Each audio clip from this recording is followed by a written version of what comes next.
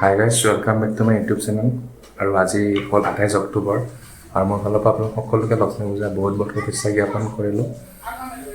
আৰু আমাৰ ওচৰতে এটা লক্ষ্মী মন্দিৰ আছে, তাত সোণালী জয়ন্তী পালন কৰি আছে তিনিদিনীয়াকৈ।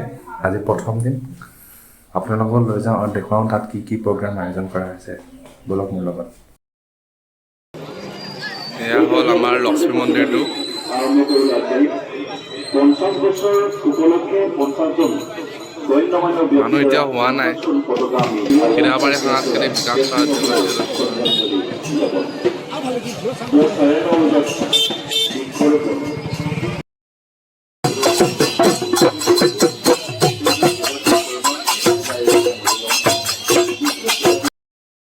এয়া যে পতাকাবোৰ দেখিছে, ইয়াত 50খন পতাকা আছে। যিহেতু সোণালী জয়ন্তী ন, তো ইয়াত 50খন পতাকা উত্তোলন কৰা হ'ব। এইবোৰ হাতী পোৱালিটো চাওক না।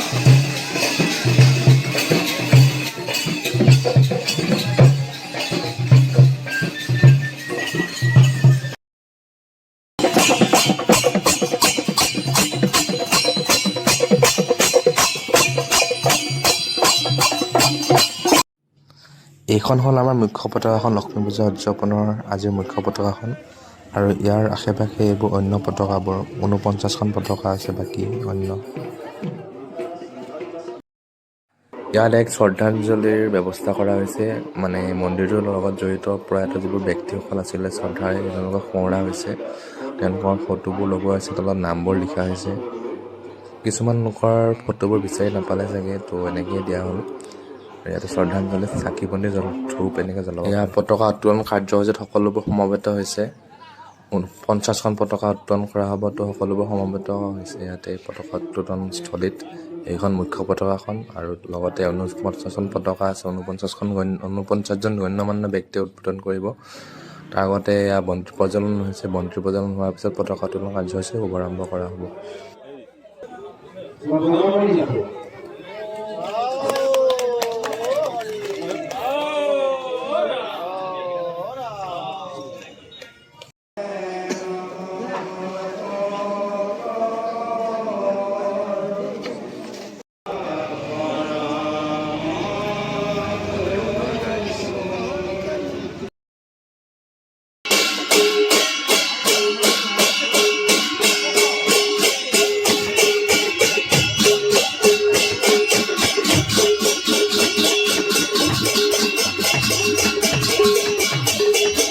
এয়া আমাৰ মুখ্য পতাকাখন উদ্বোধন কৰা হৈছে। উদ্বোধন কৰিছে তিৱা অট'নমাছ কাউন্সিলৰ CEM ছাৰে।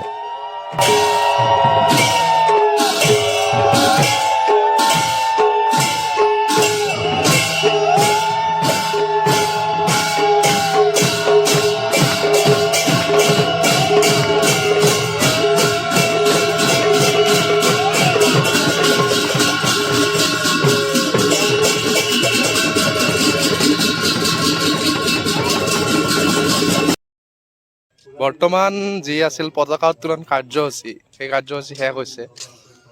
আৰু ইয়াৰ পিছত আছে ভাগৱত ভ্ৰমণ। এতিয়া ভাগৱত ভ্ৰমণ আৰু সাংস্কৃতিক শোভাযাত্ৰা আছে। তো ভাগৱত ভ্ৰমণ আৰু সাংস্কৃতিক শোভাযাত্ৰাত যাওঁ নে নাযাওঁ ঠিক নাই, গাটো ইমান এটা ঠিক নহয়। চাই থাককচোন বাৰু। ভাগৱত ভ্ৰমণ আৰু সাংস্কৃতিক কাৰ্যসূচীত যোৱা নহ'ল বাৰু। আৰু মই এতিয়া সন্ধিয়া মন্দিৰটোৰ ফালে অলপ ওলাই আহিছোঁ। ইয়াতে ৰাতিলৈ অংকীয়া ভাওনা আছে, তাৰে আখৰা আৰু প্ৰস্তুতি চলিছে। এয়া অংকীয়া ভাওনাখনৰ মঞ্চ, মুকলি মঞ্চ এখন। আৰু ইয়াতে প্ৰস্তুতিবোৰ চলাই আছে। যোনে যোনে অংকীয়া ভাওনাবোৰ কৰিব তেওঁলোকে।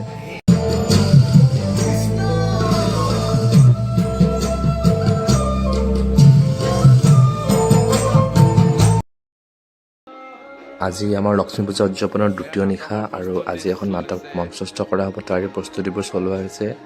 এয়া মানে যিবোৰ ছাউণ্ড ছিষ্টেম আছে, লাইটিং ছিষ্টেম সকলোবোৰ টেষ্ট কৰি থকা হৈছে। আৰু আমাৰ নাথ যুৱক সংঘৰ পৰা এই নাটকখন কৰা হ'ব, তাৰে প্ৰস্তুতিবোৰ চলি আছে। ইফালে আমাৰ এইটো ৰাস্তাটো, এইটো নাম আমাৰ মন্দিৰটো। ডাইৰেক্ট 2 নম্বৰ দিনলৈ লৈ আহিছোঁ লক্ষ্মী পূজা উদযাপনৰ। আৰু এখন আজি নাটক প্ৰদৰ্শন কৰা হ'ব। নাটকখনৰ নাম কিবা মৰহা ফুলৰ সমাধি টাইপ চামথিং আছিলে। নাটকখনৰ প্ৰিপাৰেশ্যন কেনেকৈ হ'ল হয়তো সন্ধিয়া অলৰেডি আপোনালোকক দেখুৱাইছোঁ। এতিয়া বলক ডাইৰেক্টলি যাওঁ নাটকখন চাবলৈ। সম্পূৰ্ণ নাচাওঁ বাৰু, অলপমান চাই কেনে গুচি আহিম, কিন্তু খালি আকৌ গুচি যাব লাগিব ন। ব'লক মোৰ লগত।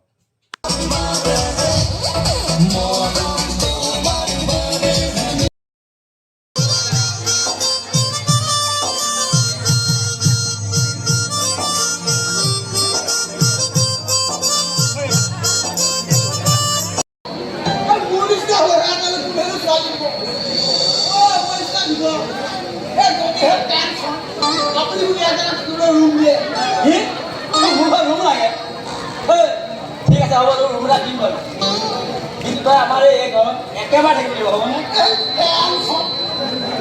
আপুনি যে কি কথাবোৰ কয়,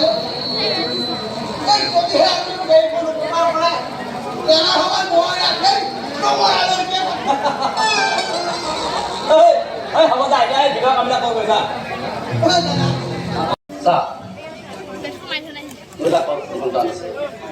কালি পৰহিলৈ তোৰ এটা সন্তানৰ মাক হ'ল, যাতে তোৰ কোনটো সন্তান তোৰ কিঞ্চিত মানুহৰ পৰা বঞ্চিত নহয়, তাৰ সদায় সচেতন থাকিব। নহ'লে সেইখন ঘৰত থকা সত্য আৰু শান্তি হৈছে মোক গোটেই মানুহখনক বিচাৰ থাকিব। সাবিত্ৰী, তই চিন্তা নকৰিবি, মই পুনৰ সত্য কথাটো জনাম। মাকো তই বিশেষ প্ৰত্যেকটি মাহীমাক বুজাই দিবি যে মাহীমাক যেন মাক আৰু মাক।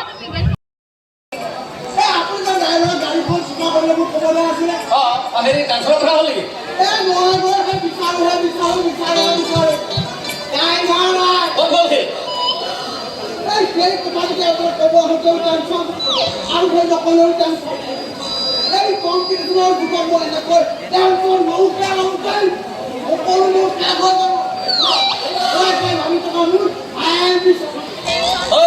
চুপ!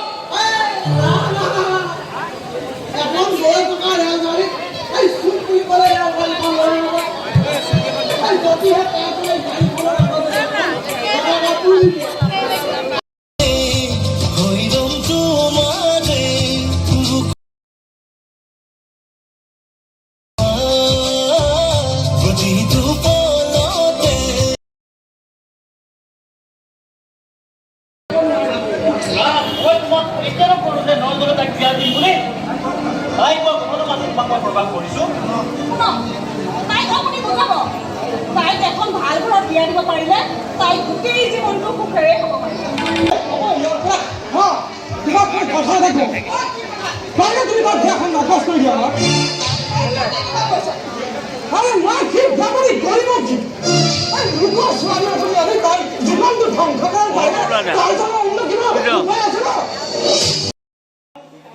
আজিলৈ ভিডিঅ'টোত ইমানেই। যদি ভিডিঅ'টো ভাল পালে লাইক, কমেণ্ট আৰু ছাবস্ক্ৰাইব কৰি থ'ব মোৰ চেনেলটো, যাতে আহিবলগীয়া ভিডিঅ'বোৰ ন'টিফিকেশ্যনবোৰ পাই থাকে। ধন্যবাদ, শুভৰাত্ৰি।